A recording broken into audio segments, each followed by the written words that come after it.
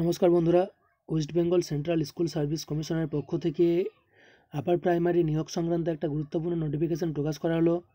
এখানে বলা হয়েছে যে it has been brought to our knowledge that a few candidates are facing problems in joining the schools they have been recommended to because of some alleged errors in their recommendation letters.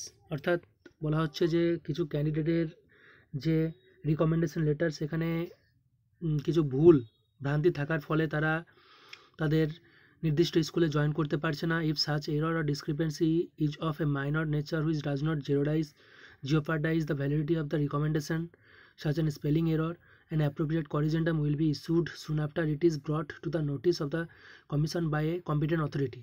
অর্থাৎ সেই সমস্ত ভুল যেগুলো সাধারণত খুব বেশি একটা ক্ষতি করবে না, যেমন স্পেলিং এরর, সেগুলো একটা অ্যাপ্রোপ্রিয়েট করিজেন্ডামের মাধ্যমে ঠিক করে দেওয়া হবে। সেগুলো তাদের কমিশনের যে কম্পিটেন্ট অথরিটি দ্বারা যদি তাদেরকে নোটিশ করা হয়, অর্থাৎ তাদেরকে জানানো হয় কমিশনকে, তাহলে সেগুলো কিন্তু অবশ্যই ঠিক হয়ে যাবে।